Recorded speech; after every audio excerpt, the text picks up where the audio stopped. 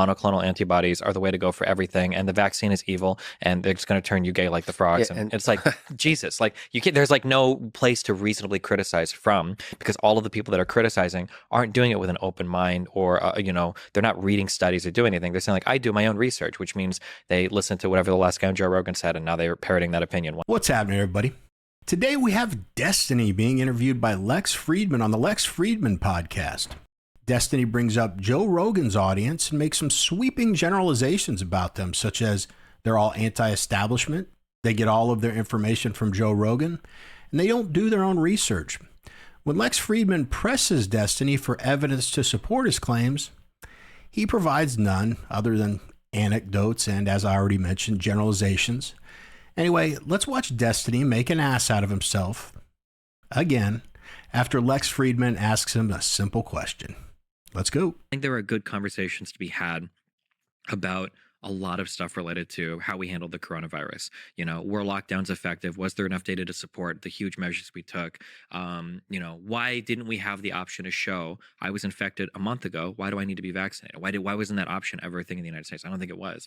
There are really good questions to be asked there, but all the people asking the questions are also trying to tell you that ivermectin and monoclonal antibodies are the way to go for everything, and the vaccine is evil, and they're just going to turn you gay like the frogs. And it's like, Jesus, like you can't, there's like no place to reasonably criticize from, because all of the people that are criticizing aren't doing it with an open mind, or they're not reading studies or doing anything. They're saying like, I do my own research, which means they listen to whatever the last guy on Joe Rogan said, and now they're parroting that opinion 100%. Easy now. Yeah. Easy now, bro. The last guy on Joe Rogan, not Joe Rogan, okay? That Robert Malone guy on Joe Rogan got me real fired up. That's one guest. People see him as like the father of mRNA technology. He published one paper, okay? What do you mean people? Which people think that? Joe Rogan fans. I get like, I run into these people. I start arguing with people, and they start setting me, but what about... I'm a Joe Rogan fan, and I appreciate the vaccine. That's good. I'm glad you do. But there's definitely but you said there's a type. What's the type? What's the type of Joe Rogan fan? Anti-establishment.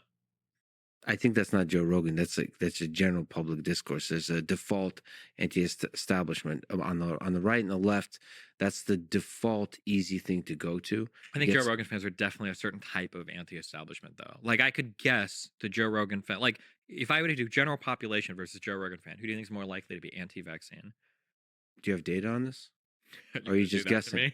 Yeah, just guessing. Yeah, I think you are actually judging. I am. I think you're judging, because I think you're also... The beautiful thing about podcasting, this could be similar to streaming, is there's a large number of people that just listen. Like, what does it mean to be a Joe Rogan fan? I don't think you just listen. I think people listen and absorb the information. I would say that the Joe Rogan fan base is as divided in the vaccine as the general public. Gotcha. Man, I'm going to look for polling data on that. I'm sure somebody's got to have done it out there, but... No, but you're basically revealing the fact they have no data. You're using your own judgment. For sure. Based on how he's had conversations about how his experience with the coronavirus, and then based on the guests that have come on that have talked and echoed a lot of like anti-vax talking points and been completely unchallenged, and then based on statements he's made about like myocarditis and the vaccine and everything as well, yeah. So it's the level of challenge or not that he's doing. Mm-hmm. Well, yeah, and then what his true positions are, and then the types of guests he typically chooses to bring on to talk about the vaccines, yeah. Okay, but that represents somehow a deep anti-establishment feeling versus just the vaccine. I mean, I've seen the vaccine and other things being a thing that broke people. They seem to... the coronavirus, that whole 1 or 2 years broke a lot of people. There's a lot of emotion, and the emotion quickly solidified into an opinion. Of course, there are people that listen to Joe Rogan, hear a guest say something, make that their position, and then say, okay, I've done my research. Is that any different than someone that watches CNN or MSNBC and says, okay, that's my opinion too. They'd never lie to me. Those are just subgroups within larger groups. Just because those people exist doesn't mean that they represent all of the people in the larger group that they fall under. I mean, I don't fall into either of those categories. I didn't take the jab, and I'm not anti-vaccine. Well, I guess I am when it's untested and there's tons of evidence that it really, if it benefits anyone, it's older folks, people with multiple comorbidities and the immunosuppressed, or when the government shoves it down my throat, demonizes me for not taking it, lies to me that I can't contract or spread it if I take it, and then tries to bribe me with burgers and fries so I'll take it. Yeah, in those kind of cases, I'm going to hold off. So which category do I fall into, Destiny? I mean, that's not even an exhaustive list of the reasons that I made the decisions that I did. Do I meet your standard for doing my own research? Are any of those reasonable reasons for me to be hesitant to take it? And by the way, when I made that decision, I wasn't screaming in people's faces that they're idiots for taking it, nor was I hoping that anything bad happened to those that did. Why the hell would I? Practically every member of my family and my friend groups got it. Do you think I'd wish harm on them just so I could say, told you so? And I do believe that Destiny does his research. And to be honest, he probably is better at it than the average American. Sincerely. But I also just heard him say that the coof most likely came from a wet market. So I wonder, in his well-respected medical opinion, how'd that research serve him? Destiny's high opinion of himself and dismissive attitude towards anyone that disagrees with him severely clouds his judgment and makes him emotional. He's not the expert on everything that he thinks he is, and he's not unbiased like he thinks it is. How big of an ego do you have to believe that you're the one special snowflake that doesn't have bias? Anyway, let's get back to this idiot. It's had nothing to do with like thinking through and updating your knowledge and so on. You just made up your mind. Yeah, but I think a lot of it comes from that anti-establishment place. Like, what the vaccine represents the ultimate of establishment. It was a huge private company backed by a huge public government, and there's Fauci, and there's Biden, and there's Pfizer, and there's all these countries locking us up in our homes, telling us to do a thing. Like, the vaccine was like the ultimate like submission tool to like show you that the government owns you. Not only do you have to get injected once, it's a series, and then you got to get boosters, and it's like they're trying to keep you under their thumb, and that's the control. I feel like that vaccine became like the ultimate rallying cry between like, do you support, are you a sellout that is going to believe whatever the government tells the sheep to take, or are you going to be like the guy that stands against the crowd and gets fired from his job and pulls his kids from school because they're not going to let the evil Fauci medicine, jab them in the arm? And the funny thing is, the crowd that stands against the institution is now larger than the crowd of sheep. There's like one sheep standing there. Sure, yeah, or it feels that way sometimes. One vaccinated sheep. Well, okay. What's the defense of institutions? How do you regain the trust of institutions? Like, first of all, do you think that there's ways in which WHO, CDC failed? And do you think there's criticism towards Pfizer and the big pharma companies that's deserved? Damn, there's the pharma companies. I'm not sure. For CDC and WHO, so here's a criticism that I have of all of academia, and I feel it's stronger and stronger every day. I don't think it's enough to be a researcher or to be correct about issues. Academia needs to increase its ability to communicate. It is just an unbelievable, unmitigated failure that academics are unwilling to wade into the complicated topics that exist today because other people are, First you call me spineless, and then you call me a bad communicator. But no, look, you're here, you're doing it. So you get props from me, okay? Good job. That motherfucker. But there are like so many, but I'm sure that you must have heard another fellow academic, a fellow colleague, express some amount of frustration about, like, in their specific discipline, they know something to be true, and they know that like a lot of the messaging is like wrong or bad in the public about it, but they're never going to step out and say anything because either one, they're very measured and careful with their take, which they feel is incompatible with what people want to hear, or two, they're really worried that they might be incorrect, so they're going to be cautious while everybody else is going out and like hardcore. And they also don't have the support of institutions for them to go out on a limb. Yeah, that too. So like to take risks. For example, I've heard that with lab leak theory. I've had a lot of virologist friends that are like, yeah, it's obviously leaked from a lab, like early on.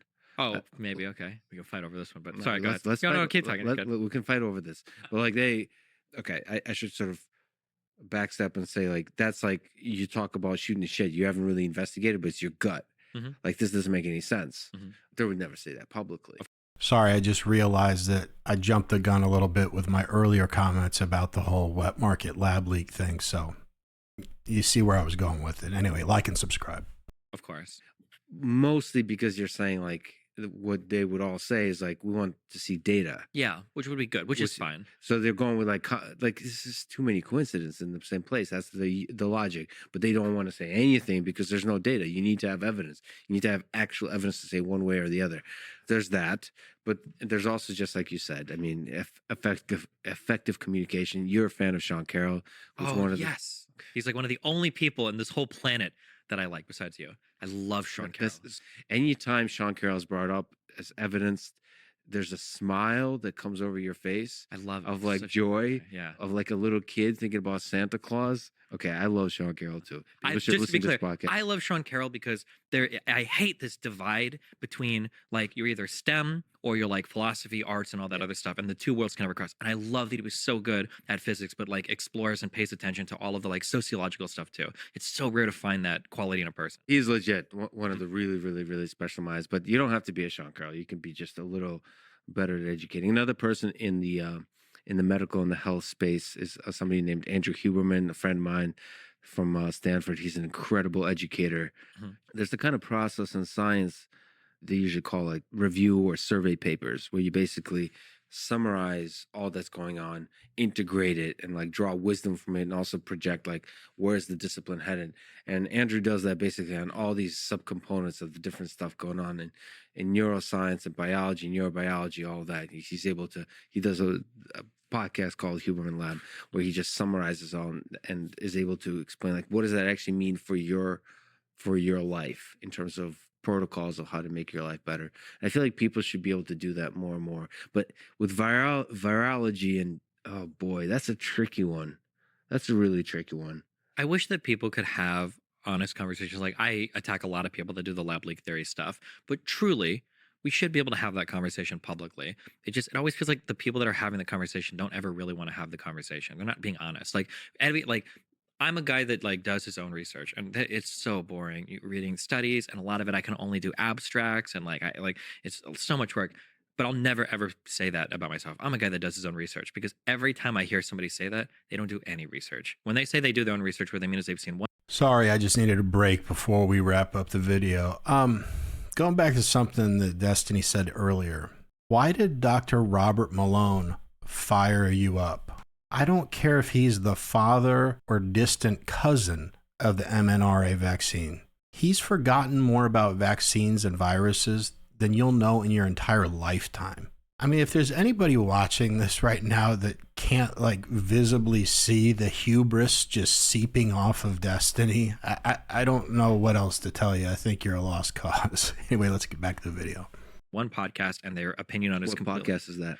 definitely not mine, because if it was mine, I wouldn't be criticizing anything they say. Mhm. All right. But yeah, so like lab leak is another one where it's like, well, how do you know it's lab leak? How do I know it's lab leak? Because Fauci lied and Hunter Biden Right. laptop, and it's Right. like, okay, come on, you haven't engaged with it at all. There's really interesting research that shows, there's a really strong study that shows that there's like a high degree of certainty that it came from the wet markets. Very, very high degree of certainty. And there was an article that came out recently where it's like, Senate concludes that virus actually came from the Wuhan virology lab or whatever. And that whole article, if you actually read it, it never says that in the article. I don't know why they tweeted it with that headline. But yeah, it's to back up. I'm sorry. I think we should have good. You should be sorry. Yeah. I'm not sorry, actually. I get to ramble here. Okay. I'm here for a long time. I rescind Very my good. apology. Okay. I actually rescind my apology. We should be able to have challenging conversations about things, but you gotta, man, be well read on both sides. Not this like, I do my own research, so I don't believe anything that Fauci says. Like, come on, dude. Like, you can do better than that. Not you personally, but Gotcha. How does that feel? feels great. So for people who don't know, Feel that's, understood. That's the catchphrase. Gotcha. Through all tragedy and triumph, through all the roller coaster of life, your response to it is gotcha. You know, something that's always baffled me, and this is for anyone, regardless of political affiliation. What has the government ever done for anyone in their entire life that would make someone think that the government has your best interest in mind? I just don't get why anyone would blindly trust a government that has lied to you for your entire life and done absolutely nothing for you.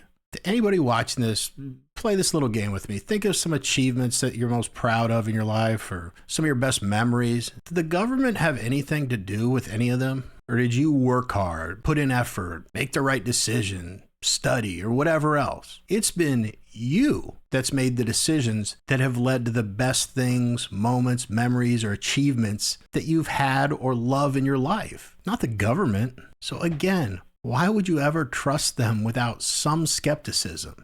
I guess I'll just end with this. It's okay to love your country, this country, your home, my home, with all your heart. and dislike the politicians and ask questions when they're telling you what they think is best for you. I mean, call me crazy, but you know who I think knows what's best for you and your family? You. Anyway, that's it for this video. If you like watching videos of dumbasses like Destiny just spout a bunch of nonsense for 10 to 15 minutes, then click on one of the videos that's about to pop up on your screen. Otherwise, as always, I have the best viewers on the planet. I mean that very sincerely. And I really appreciate you taking a couple minutes out of your day to watch my video. It means a lot to me. See you guys.